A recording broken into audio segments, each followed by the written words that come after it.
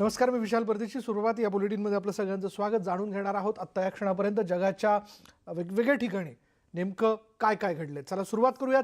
3 ऑक्टोबरला अमेरिकेत मृतांचा आकडा 2,17,000वर जाईल असा अंदाज US CDCP या विश्वसनीय आणि प्रतिष्ठित संघटनेनं व्यक्त केला. अमेरिकेत आतापर्यंत कोरोनामुळे 1,92,000 नागरिकांचा मृत्यू झाला, तर एकूण पटसंख्या रुग्णसंख्या जी आहे ती 64,53,000वर गेली.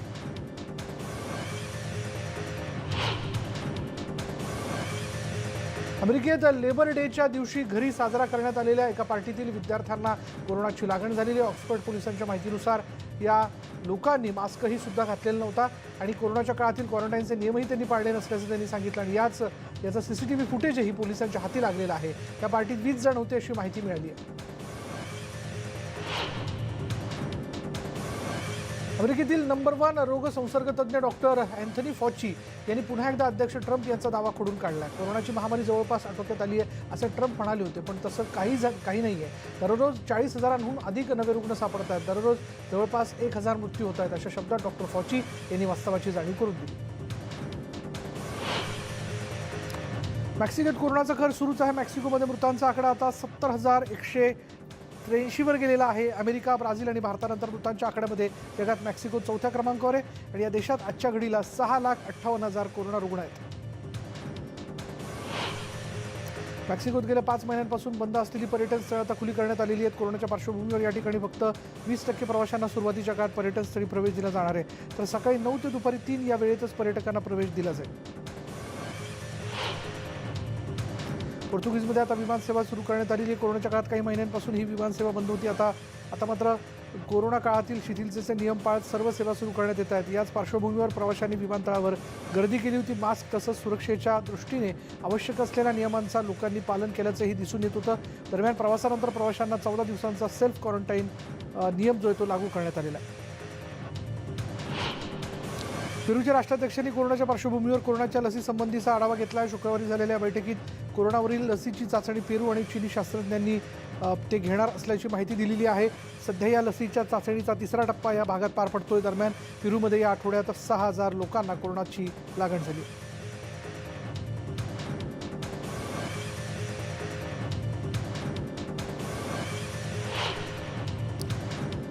संयुक्त अरब अमिराती पाठोपाठ आता बहरीननंही इस्रायलशी राजनैतिक संबंध प्रस्थापित करण्याचा निर्णय घेतला. 1948 पासून सर्वच अरब राष्ट्रांनी इस्रायलला वाईट टाकलं आहे, पण आता स्थिती थोडी बदलते. अमेरिकेच्या मध्यस्थीनंतर 2 अरब राष्ट्रांनी आता इस्रायलचं अस्तित्व मान्य केलं. लिबियात गेल्या 2 दिवसांपासून विजेच्या सुरळीत मागणीसाठी लोकांचं आंदोलन सुरू झालेलं आहे आणि या मागणीसाठी मोठ्या प्रमाणात तरुण आणि आंदोलक रात्री रस्त्यावर उतरत आहेत. शुक्रवारी रात्रीही मोठ्या संख्येनं आंदोलकांनी आपल्या मागण्यांसाठी घोषणाबाजी केली. यावेळी संतप्त आंदोलकांनी जाळपोळही केली आहे. वेळोवेळी जाणारी वीज तसंच त्यात होणारे भ्रष्टाचार या सर्वांमुळे या ठिकाणी लोक हैराण झालेले आहेत. त्यामुळेच आंदोलकांनी यावेळी हिंसेच्या रूपाने आंदोलनाचा पवित्रा हाती घेतल्याचं दिसून आलं. कोलंबियाची राजधानी बोगोटामध्ये सलग 3ऱ्या दिवशी पोलिसांविरोधात आंदोलन झालं. पोलिसांनी केलेल्या अत्याचारात एका तरुणाचा मृत्यू झाला. त्याविरोधात झालेल्या आंदोलनात आतापर्यंत 10 जणांचा मृत्यू झाला. युरोपमधील युक्रेनची राजधानी कीव या भागात शेकडोच्या संख्येने लोकांनी राष्ट्रपतीच्या विरोधात आंदोलन पुकारलंय. राष्ट्रपतींविरोधात महाभियोग आणण्याची मागणी तिथल्या स्थानिकांनी केली. कतारमध्ये आजपासून अफगाण सरकार आणि तालिबानमध्ये पुन्हा चर्चा सुरू होते. दोन्ही बाजूंमध्ये वाटाघाटी होण्याची पहिलीच वेळ. तालिबानच्या लेखी तर अफगाण सरकार अस्तित्वातही नाही, पण अमेरिका आणि सौदीच्या दबावामुळे दोघांनी बोलणी सुरू करायला मान्यता दिली आहे. ग्रीसच्या मोरिया छावणीत गेल्या काही दिवसांपासून भीषण आग लागली होती. त्यामुळे हजारोंच्या संख्येने लोकांना विविध ठिकाणी राहावं लागतंय. दरम्यान आज 3ऱ्या दिवशी लोकांना सलग रेफ्युजी कॅम्पमध्ये राहावं लागलं. एकीकडे कोरोनामुळे नागरिक हैराण असताना आता या परिस्थितीमुळे लोकांपुढे आणखीनच संकट उभं राहिलंय. मोरिया छावणीत लागलेल्या आगीमुळे सलग 2 रात्री हजारो शरणार्थींना आणि स्थलांतरितांना ग्रीस बेट लेस्बोसवरील मोकळ्या जागेत घालवाव्या लागल्या. इथे सध्या रात्रीची प्रचंड थंडी आहे, तर दिवसा कडक ऊन. अशा वातावरणाला तोंड देण्यासाठी काही जण तंबूत राहत आहेत, तर काहींनी ब्लँकेटचा आधार घेतला. ग्रीसच्या मोठ्या शरणार्थी छावणीला लावलेल्या आगीत छावणीतील अनेक वस्तू जळून खाक झाल्यात. तर आगीमुळे शरणार्थींचा निवासाचा मोठा प्रश्न निर्माण झाला. हजारो शरणार्थींना आपत्कालीन घरांची गरज भासू लागली आहे, तर काहींनी तात्पुरते तंबू उभारायला सुरुवात केली आहे. कॅलिफोर्नियामधल्या वणव्यामुळे हजारो घरांचं नुकसान झालं. इथली काही घरं आगीत भस्मसात झाली आहेत आणि याचाच आढावा तिथल्या गव्हर्नर यांनी घेतला. येणाऱ्या काळात आता परिस्थिती पुन्हा रुळावर येण्यासाठी प्रयत्न सुरू असून पुन्हा सर्व रुळावर येईल असा विश्वास प्रशासनाकडून व्यक्त केला जातो. दरम्यान या आगीमुळे 10 जणांचा आतापर्यंत मृत्यू झाला असून 16हून अधिक जण अद्याप बेपत्ता आहेत. ओरेगॉनमध्ये जंगलात लागलेल्या आगीत भीषण आगीवर नियंत्रण मिळवण्यासाठी मोठे प्रयत्न सुरू आहेत. शेकडोंच्या संख्येने या ठिकाणी अग्निशमन दलाचे जवान दाखल झालेत. त्यांच्याकडून आगीवर नियंत्रण मिळवण्यासाठी प्रयत्न सुरू आहेत. दरम्यान आगीच्या बक्षस्थानी असलेले तब्बल 40,000 लोकांनी सुरक्षित ठिकाणी त्यांना हलवण्यात आलं. ओरेगॉनमध्ये भीषण आगीमुळे मोठं नुकसान झालंय. यानंतर तिथल्या स्थानिक पोलिसांनी टीम पाहणीसाठी दाखल झाली होती. पोलिसांनी यावेळी आगीमुळे झालेल्या नुकसानीचा आढावा घेतला आणि आगीमुळे ज्या घरांचं मोठं नुकसान झालं होतं त्या घरांमधील काही वस्तू चोरट्यांनी लुटल्याचं समोर आलं. या प्रकरणी पोलिसांनी 10 जणांना ताब्यात घेतले. कॅलिफोर्नियातील वणवे विझवण्यात आता इस्रायल ही अमेरिकेची मदत करत आहे. इस्रायलचे 10 तज्ज्ञ काल अमेरिकेत दाखल झालेत. काही ठिकाणी आम्ही आग विझवली, पण काही ठिकाणी हे काम अशक्य आहे. लोकांना आपली घरं सोडून पळताना पाहणं खूप क्लेशदायक आहे आणि त्यांच्या आयुष्यभराची पुंजी मागे सोडून ते निघून जात आहेत अशी भावना इस्रायलच्या एका तज्ज्ञानं व्यक्त केली आहे. कॅलिफोर्नियातील वणव्याचा परिणाम आता अन्य राज्यांच्या हवेवर जाणवू लागला आहे. सॅन फ्रान्सिस्को, सिॲटल आणि ऑरिगॉनमध्ये प्रदूषण प्रचंड वाढलंय. नागरिकांनी घराबाहेर न पडण्याचं आवाहन या राज्यांमध्ये करण्यात आलंय. येत्या वीकेंडलाही अशीच परिस्थिती राहण्याचा अंदाज आहे. कॅलिफोर्नियातील वणव्यामुळे रहिवाशांच्या फुफ्फुसावर परिणाम होऊ शकतो असा इशारा अमेरिकन फुफ्फुस अध्ययन संस्थेनं दिलाय. या वणव्यामुळे फुफ्फुसांची प्रतिकारशक्ती कमी होते आणि ज्यामुळे कोरोनाचा धोका वाढतो अशी धक्कादायक माहिती या संस्थेनं दिली आहे. उत्तर कॅलिफोर्नियामधल्या वणव्यामुळे हजारो घरांचं नुकसान झालंय. इथली काही घरं आगीत भस्मसात झाली आहेत आणि या 3घांचा मृत्यू झाला. इथल्या 20,000 जणांना घरं रिकामी करण्याचे आदेश देण्यात आले. ग्रिडले इथल्या एका मैदानात या नागरिकांची तात्पुरती व्यवस्था करण्यात आली. ओरेगॉनमध्ये भीषण आगीमुळे नुकसान झालंय. घरं, इमारतींचं नुकसान झाल्याचं या एरियल दृश्यांमध्ये दिसतंय. उंच झाड यातून वाचलेल्या नाही. आगीमुळे निर्माण झालेल्या धुरानं परिसर व्यापून गेला. दक्षिण कॅरोलिना प्रांतातल्या आगीवर नियंत्रणासाठी नौदलाची मदत घेतली जाते. सॅन डियागो काउंटीतील आग विझवण्यासाठी सागरी हेलिकॉप्टर्सही पाण्याचा मारा करतात. कॅलिफोर्नियाच्या वनरक्षण विभागाच्या आवाहनामुळे संरक्षण खात्यानं हा निर्णय घेतलाय. अमेरिकेच्या वन विभागानं दक्षिण कॅरोलिनातील 8 राष्ट्रीय वनं बंद ठेवण्याचा निर्णय घेतला. ओरेगॉन प्रांतातही आगीनं नुकसान केलेलं आहे. या आगीत 2घांचा मृत्यू झाला. घरांचं, इमारतीचंही या आगीनं नुकसान केलेले. तर वॉशिंग्टनमधल्या आगीत एका लहान मुलाचा दुर्दैवी अंत झाला. वॉशिंग्टन राज्यात गेल्या 5 दिवसात 980 चौरस मैल वनक्षेत्र वणव्यामुळे खाक झाल्याची माहिती गव्हर्नर जे इन्स्ली यांनी दिली आहे. हे परमेश्वराचं कृत्य नाही आहे, आपणच आपल्या हवामानाला इजा पोहोचवली असं गव्हर्नर म्हणाले. अमेरिकेच्या सेंट लुईसमध्ये एका दुमजली इमारतीला आग लागली होती आणि ही आग इतकी भीषण होती की आगीमुळे आसपासच्या भागात आगीमुळे प्रचंड मोठ्या धुराचे लोट उसळले होते आणि या स्फोटामुळे मोठा आवाजही आला होता. दरम्यान या आगीवर नियंत्रण मिळवण्यासाठी अग्निशमन दलाच्या गाड्या ज्या आहेत त्या दाखल झाल्या आणि मोठ्या प्रयत्नांनंतर या आगीवर नियंत्रण मिळवण्यात यश आलं. लेबनॉनची राजधानी असणाऱ्या बैरूतमध्ये पुन्हा एकदा भीषण आग लागल्याची घटना घडली. महिनाभरापूर्वीच स्फोटांनी हादरलेल्या बैरूतच्या बंदरांवर पुन्हा एकदा आगीच्या उंच ज्वाळा दिसून आल्या. सुदैवाने ही आग पूर्वीपेक्षा कमी तीव्रतेची होती आणि या आगीमध्ये कोणतीही जीवितहानी झाल्याचं वृत्त अद्याप समोर आलेलं नाही.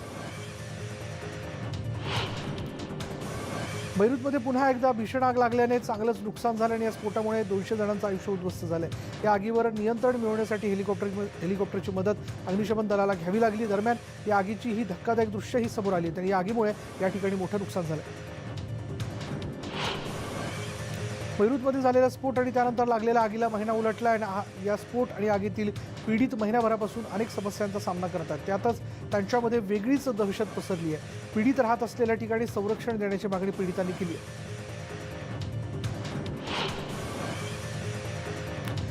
ब्राझीलच्या पॅन्टेनल स्टेट पार्कमध्ये वणवा पसरला. चिट्टांच्या अधिवासासाठी हे पार्क प्रसिद्ध आहे. अग्निशमन दलाचे जवान, पर्यावरण तज्ज्ञ हे पाणथळ वाचवण्याचा प्रयत्न करतात.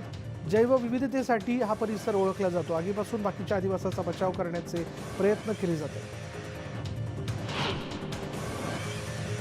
रिओ टिंटोचे मुख्य कार्यकारी जीन सेबॅस्टियन जॅक हे अँग्लो ऑस्ट्रेलियन खाण कंपनी सोडणार आहेत असं सांगण्यात आलं आहे. ऑस्ट्रेलियामध्ये असणाऱ्या काही प्रार्थनास्थळं नष्ट केल्याबद्दल त्यांनी हा निर्णय घेतला. रिओ टिंटो यांनी आपल्या निवेदनात म्हटलं आहे की त्यांना ह्या कंपनीमध्ये सहभागी असणाऱ्या महत्त्वाच्या भागधारकांबाबत चिंता वाटू लागली आहे. जपानच्या सत्तारूढ लिबरल डेमोक्रॅटिक पक्षाच्या अध्यक्षपदासाठी असलेल्या एका उमेदवाराने जपानच्या विदेशी प्रतिनिधी क्लब आणि जपानमध्ये देशाचा पुढचा पंतप्रधान म्हणून आपली बाजू मांडली. मला जपानला असं ठिकाण बनवायचं आहे जिथे प्रत्येक व्यक्तीला असं वाटावं की हे माझं राष्ट्र आहे, असं त्या म्हणाल्या. नॅशनल फुटबॉल लीगचा नवा हंगाम सुरू व्हावा यासाठी कॅन्सस सिटीमध्ये फुटबॉलच्या हजारो चाहत्यांनी एकत्र येत तिथल्या पार्किंगमध्ये प्रवेश केला. स्टेडियममध्ये 17,000 जणांची कॅपॅसिटी आहे, मात्र त्यांच्या 22% लोकांना स्टेडियममध्ये जाण्याची मुभा देण्यात आली. सैन्याने ताणतणाव असलेल्या सीमा भागातून मुक्तता करावी यासाठी भारतीय आणि चीनी परराष्ट्र मंत्र्यांनी सहमती दर्शवली आहे. जूनमध्ये दोन्ही देशांमध्ये सीमेवरून वाद निर्माण झाला होता. भारताचे सुब्रमण्यम जयशंकर यांनी आणि चीनच्या वांग यी यांनी गुरुवारी रात्री भेट घेतली. यावेळी दोन्ही देशांमध्ये सध्या निर्माण झालेली कटुता ही हिताची नाही असंही ते म्हणाले. अमेरिकेचे परराष्ट्र मंत्री माईक पॉम्पिओ यांनी ग्रीस आणि तुर्की यांच्यात सुरू असलेल्या सागरी वाद हा राजनैतिक आणि शांततापूर्ण मार्गाने सोडवला जाण्याची गरज असल्याचं सांगितलंय. पूर्व भूमध्य भागात ऊर्जा अन्वेषण अधिकारांवर प्रतिस्पर्धी दावे करण्यासाठी अथेन्स आणि अंकारा यांनी प्रत्येक नौदल आणि हवाई दलाची तुकडी तैनात केली आहे. अफगाणिस्तानच्या लढाऊ पक्षांसोबत सुरू असलेल्या वाटाघाटी वादग्रस्त होण्याची शक्यता असल्याचं मत अमेरिकेचे परराष्ट्रमंत्री माईक पॉम्पिओ यांनी व्यक्त केलं आहे. मात्र अनेक वर्षांच्या संघर्षानंतर हा शांतता करार जो तो पुढे जाण्याचा एकमेव मार्ग असल्याचे ते म्हणाले. ग्रीनपीसने ब्रुसेल्समधील युरोपियन कमिशनच्या मुख्यालयात आंदोलन केलं. अमेझॉनच्या जंगलाला लागलेल्या आगीच्या पार्श्वभूमीवर हे आंदोलन करण्यात आलं. आंदोलकांनी यावेळी हातात अमेझॉन फायर युरोप दोषी असे फलकही झळकावले. अमेझॉनच्या जंगलाचे नुकसान होत आहे त्याच्याकडे लक्ष वेधण्यासाठी हे आंदोलन करण्यात आलं. जॉर्डनच्या लष्करी तळाच्या गोदामात शुक्रवारी पहाटे अनेक स्फोट झाले, त्यामुळे नागरिकांमध्ये घबराट पसरली. मात्र तिथले अयोग्य बॉम्ब उद्ध्वस्त केले जात असल्याची माहिती अधिकाऱ्यांनी दिली आहे. तर सुरक्षेचा उपाय म्हणून सुरक्षा दलाने आजूबाजूचा पूर्ण परिसर सील केला. ब्राउन विद्यापीठाच्या कास्ट ऑफ वॉर प्रकल्पाच्या नव्या अहवालानुसार अमेरिकेने सुरू केलेल्या किंवा त्यात सहभागी झालेल्या 8 सर्वात हिंसक युद्धांनी 2001 पासून किमान 37 दशलक्ष निर्वासित तयार केलेले आहेत. मंगळवारी विद्यापीठाने हा अहवाल प्रसारित केला. आयरिश अर्थमंत्री पास्कल डोनोहो यांनी ब्रेक्झिटबाबत झालेल्या कराराचा आदर करण्यासाठी यूकेला सांगितलेलं आहे. डोनो म्हणाले की युरोपियन युनियन हा एक प्रोजेक्ट आहे जो कायद्याच्या नियमावर आधारित आहे आणि त्यामुळे त्याच्या सर्व करारांचा सन्मान करणं आवश्यक आहे. जगात कोरोनाचा धोका दिवसेंदिवस वाढताना दिसतोय, कारण जगभरातील कोरोनाबाधितांची संख्या ही आता 2,08,54,000 गेली आहे. तर कोरोनामुळे आतापर्यंत 9 लाखांहून अधिक जणांचा मृत्यू झाला. दरम्यान अमेरिकेत आतापर्यंत सर्वाधिक कोरोनाबाधितांची नोंद झाली आहे. तर त्यापाठोपाठ भारत दुसऱ्या तर ब्राझील तिसऱ्या क्रमांकावरती आहे. चीनमध्ये सध्या कोरोनाची पूर्वीपेक्षा कमी वेगाने कोरोनाचा प्रसार होतोय.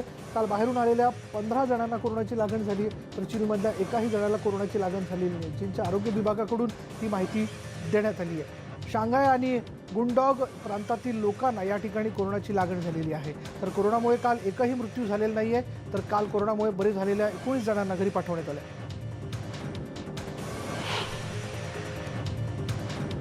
कोरोना विषाणू महामारी ही समलैंगिक विवाहावरील ईश्वराची शिक्षा असं सांगणाऱ्या युक्रेनमधील चर्चच्या प्रमुखांना कोरोनाची बाधा झाली आहे. युक्रेनियन ऑर्थोडॉक्स चर्चचे प्रमुख पॅट्रियाच फिलारेट यांची कोरोना चाचणी करण्यात आली होती आणि या चाचणीचे अहवाल सकारात्मक आले. त्यानंतर त्यांना आता उपचारासाठी रुग्णालयात दाखल करण्यात आले.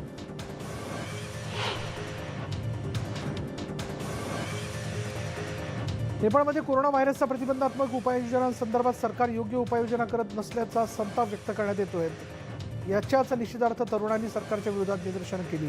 कोरोनाच्या आजाराला रोखण्यासाठी सरकारने उपाययोजना करण्याची मागणी यावेळी करण्यात आली. राजधानी काठमांडूमध्ये मोठ्या संख्येनं तरुण रस्त्यावर उतरले होते. कोरोना विषाणूमुळे निर्माण झालेल्या परिस्थितीत ऑफलाईन पद्धतीनं आयोजित करण्यात आलेला व्हेनिस या पहिल्याच आंतरराष्ट्रीय चित्रपट महोत्सव जो आहे तो ठरलेला 2 सप्टेंबर 12 ते 12 सप्टेंबर दरम्यान या महोत्सवाचं आयोजन करण्यात आलं असून कोरोनामुळे जी काळजी घ्यावी लागते त्या सर्व नियमांचं पालन करून यशस्वीपणे हा महोत्सव पार पाडल्याचा आनंद आयोजकांनी व्यक्त केला. मागच्या आठवड्याच्या सुरुवातीला आलेल्या आकडेवारीनुसार अमेरिकेत बेरोजगारांची संख्या ही 8,84,000च्या पुढे गेली आहे.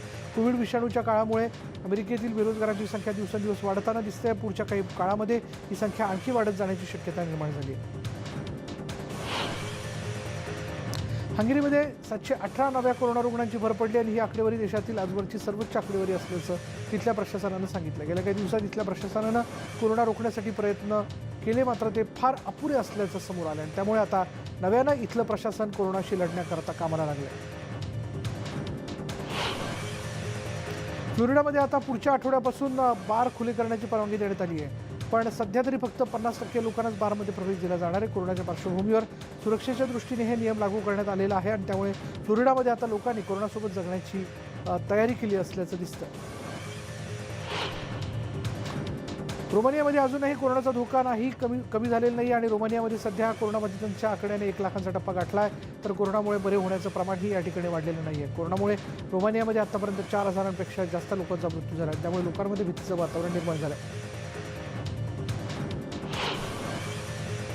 स्पेनमध्ये कोरोनाचा धोका अजूनही वाढताना दिसतोय आणि आता गेल्या काही दिवसांपासून प्राथमिक शाळांना सुरुवात झालेली होती, पण आता काही शाळांमधील काही शिक्षकांना कोरोनाची लागण झाल्याने शाळा बंद करण्याचा निर्णय घेण्यात आलेला आहे. त्यामुळे कोरोनाच्या पार्श्वभूमीवर आता पुन्हा शाळा कधी सुरू होणार याबाबत अजून माहिती देण्यात आलेली नाही. अमेरिकेतील मिशिगनमध्ये कोरोनाच्या पार्श्वभूमीवर गेल्या 6 महिन्यांपासून जिम बंद होत्या, पण आता या भागात जिम सुरू करण्याची परवानगी देण्यात आली. कोरोनाच्या पार्श्वभूमीवर काही प्रमाणात आता फक्त 25% लोकांना जिममध्ये प्रवेश दिला जाणार आहे. यावेळी सुरक्षेच्या दृष्टीने सर्व नियम पाळण्याचं आवाहन करण्यात आलं. पेरू देशात रक्तदान आणि ब्लड बँकेसाठी मोठी मोहीम राबवली जाते. लास पलाम इथल्या वायुदलाच्या तळावर यासाठी केंद्र उभारण्यात आले. कोरोना रुग्णांवर उपचार सुरू असलेल्या हॉस्पिटलमध्येही रक्तपुरवठा केला जातो आणि त्याचबरोबर कोरोना स्थितीवरही नियंत्रण आणण्याचे प्रयत्न सुरू आहेत. रक्तदात्याची मोफत कोविड चाचणी केली जाते. स्पेनमध्ये 1,000पेक्षा अधिक रुग्णांवर अतिदक्षता विभागात 1,140 रुग्णांवर उपचार सुरू आहेत, अशी माहिती मेडिकल टीमचे प्रमुख डॉक्टर फर्नांडो सिमन यांनी दिली आहे. त्याचबरोबर संक्रमणाची तीव्रताही कमी होत असली तरी माद्रिदमध्ये संक्रमणाचा वेग जास्त असल्याचं त्यांनी सांगितलं. सध्या अतिदक्षता विभागात 15% कमी क्षमतेनं काम करत असल्याची त्यांनी माहिती दिली. म्यानमारमध्ये कोरोना अंशतः रोखण्यासाठी लॉकडाऊनचा पर्याय राबवला जातोय. यामुळे यावर्षी होणाऱ्या निवडणुकांचा प्रचार थांबवण्यात आला आहे. यांगॉनच्या 20 भागात घरी राहण्याचे आदेश देण्यात आलेले आहेत आणि या भागात 120 जण कोरोना संक्रमित आढळले, तर 2 कोरोना रुग्णांचा मृत्यू झाला. त्यामुळे हे आदेश काढण्यात आले. आता या काळात अत्यावश्यक सेवा सुरू राहतील असे कळते.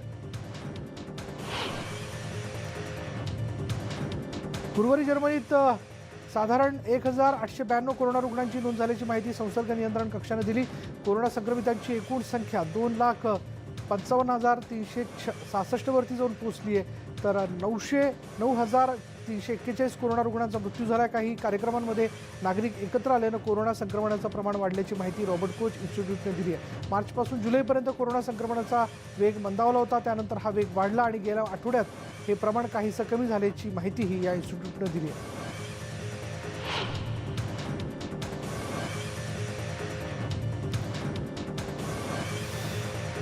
चीनने त्यांच्या पहिल्या कोरोना लसीच्या ट्रायलला मान्यता दिली आणि याची सुरुवात आता नोव्हेंबरमध्ये होणार आहे. ही लस नाकातून दिली जाते. नेसल स्प्रे व्हॅक्सिनचं ट्रायल हे चीनसाठी अतिशय महत्त्वाचं आहे. दरम्यान चीनमध्ये गेल्या काही महिन्यांपासून कोरोना रुग्णांची संख्या कमी झाली आणि त्यामुळे कोरोनाचा काही प्रमाणात धोका चीनमध्ये कमी असल्याचं दिसून येत आहे. फ्रान्समध्ये कोरोना रुग्णसंख्या वाढते आणि त्यामुळे वैद्यकीय यंत्रणांसमोरचं आव्हान वाढत चाललंय. मार्सेलमधल्या लावेरान लष्करी रुग्णालयातील अतिदक्षता विभागातले कोरोना रुग्णांसाठीचे 5ही बेड्स भरलेत. बुश ड्यू हॉर्न प्रांतात रुग्णसंख्या वाढते आणि हे ठिकाण कोरोनाचा हॉटस्पॉट ठरतंय.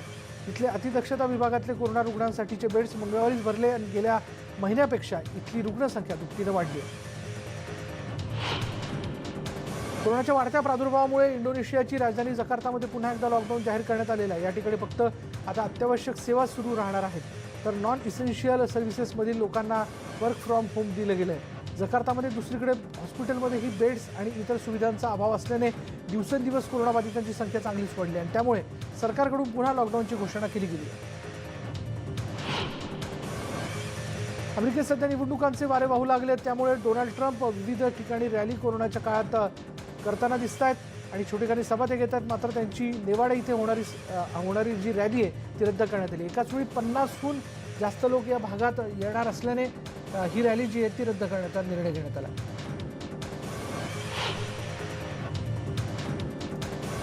अमेरिकेत उपराष्ट्रपती पदाच्या निवडणुकीच्या उमेदवार कमला हॅरिस यांनी पुन्हा एकदा ट्रम्प यांच्यावर टीका केली। अमेरिकेतील कोरोनाबाधितांचा आकडा ट्रम्प लपवत असल्याचा आरोप त्यांनी केलेला आहे। देशात कोरोनाची स्थिती गंभीर होत असून ट्रम्प याबद्दलची माहिती लपवत आहेत असे त्यांनी म्हटले। उत्तर कोरियाचे हुकूमशाह किम जोंग उन हे कोमात असल्याच्या चर्चांना उधाण आलं होतं। त्यानंतर त्यांना काही झालं नसून ते व्यवस्थित असल्याचा खुलासाही त्यांच्याकडून करण्यात आला, परंतु आता पुन्हा त्यांची तब्येत जी आहे त्या तब्येतीबाबत चर्चा सुरू झाल्यात। यावर आता अमेरिकेचे राष्ट्राध्यक्ष डोनाल्ड ट्रम्प यांनी चर्चांना पूर्णविराम दिलाय। किम जोंग उन हे उत्तम असल्याचं त्यांनी स्पष्ट केलं। अमेरिकेतील कोलंबियाच्या राजधानी बोगोटामध्ये पोलीस कोठडीत एकाचा मृत्यू झाल्याने वातावरण तणावाचं बनलं आहे आणि त्यानंतर इथे झालेल्या निदर्शनात 7 जण ठार झालेत आणि 12पेक्षा जास्त जण जखमी झालेत। पोलिसांच्या मारहाणीचा व्हिडिओ प्रसिद्ध झाल्यानंतर जवळपास 58 पोलीस स्टेशनची तोडफोड करण्यात आली आहे, तर 8 बसेस ही जाळण्यात आल्या आहेत। 248 नागरिक जखमी झाल्याची माहिती महापौर कार्यालयाने दिली आहे। अर्जेंटिनाची राजधानी ब्युनोस आयर्स येथे विविध सुविधांच्या मागणीसाठी पोलिसांनी आंदोलन केलेलं आहे। वेतनवाढ तसंच इतर सुविधा वाढवण्याच्या मागणीसाठी पोलिसांनी हे आंदोलन केलं। दरम्यान यावेळी रिटायर्ड पोलिसांचाही आंदोलनात सहभाग होता। यावेळी आंदोलनकर्त्यांनी राष्ट्राध्यक्ष अल्बर्टो यांच्या निवासस्थानाबाहेर निदर्शनं केली आहेत। त्यावेळी त्यांनी जोरदार घोषणाबाजी केली। कराचीमध्ये एक 5 मजल्याची इमारत कोसळल्याची घटना घडली। या इमारत दुर्घटनेत एका व्यक्तीचा मृत्यू झाला असून 10 लोक गंभीर जखमी झालेत। मिळालेल्या माहितीनुसार ही संबंधित इमारत कमजोर झाली होती आणि तिथल्या स्थानिकांना ही इमारत रिकामी करण्याच्या सूचनाही देण्यात आल्या होत्या, पण तिथल्या स्थानिकांनी याकडे दुर्लक्ष केल्याचं सांगितलं जाते। दरम्यान या दुर्घटनेतील जखमींवर रुग्णालयात उपचार सुरू आहेत। पाकिस्तानमध्ये फेक पायलट लायसन्सच्या घोटाळ्यात 3 अधिकाऱ्यांविरोधात कारवाई करण्यात आली आहे। उड्डाण मंत्रालयाने त्यांच्यावर ही कारवाई केलेली आहे। पाकिस्तान इंटरनॅशनल एअरलाइन्सच्या फेक लायसन्स घोटाळ्यात कारवाई करण्यात आलेले नगर विमानन प्राधिकरणाचे हे 3 अधिकारी आहेत।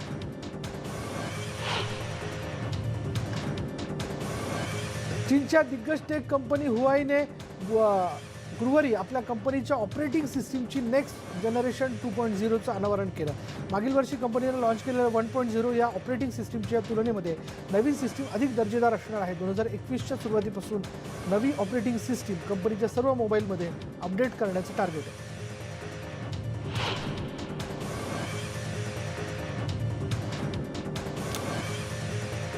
मेसार्टीने त्यांची नवी स्पोर्ट्स कार लॉन्च केली आहे। MC20 हे या नव्या स्पोर्ट्स कारचं नाव आहे। मेसार्टीचे CEO डेव्हिड यांनी या नव्या कारची माहिती दिली। 630 हॉर्स पॉवरचं इंजिन या कारमध्ये असणार आहे। थायलंडची राजधानी बँकॉक इथे एक अनोखं रेस्टॉरंट सुरू करण्यात आलं। या हॉटेलमध्ये चक्क विमानात बसल्याचा अनुभव लोकांना घेता येणार आहे। थाई एअरवेजने हे भव्य हॉटेल तयार केलं। या हॉटेलमध्ये पायऱ्यांपासून ते हॉटेलमधील खुर्च्यांपर्यंत सर्व साहित्य विमानातूनच घेण्यात आलेलं आहे आणि त्यामुळे जेवताना चक्क विमानात बसल्याचा अनुभव या ठिकाणी येणार आहे। टुगेदर वी शाईन ही बर्लिनमधील ऐतिहासिक इमारत नयनरम्य लाइटिंगने सजवण्यात आली आहे। जर्मनीत सध्या 16वा लाईट्स फेस्टिवल पार पडतोय आणि त्याच्याच पार्श्वभूमीवर ओपन एअर लाईट गॅलरीचं रूप या ठिकाणी आलं आहे। पुढच्या आठवड्यातही हे फेस्टिवल सुरू राहणार आहे। कोरोनाच्या काळात सकारात्मकता पसरवण्याचं काम या माध्यमातून होणार आहे। 11 ते 20 सप्टेंबर दरम्यान हा फेस्टिवल पार पडतोय आणि विविध 86 ठिकाणी शेकडोंच्या संख्येने बर्लिनमध्ये लाइटिंग करण्यात येते। यानंतर जगाच्या पाठीवर या विशेष बुलेटिनमध्ये इथेच थांबणार आहोत। पहा फक्त न्यूज 18 लोकमत।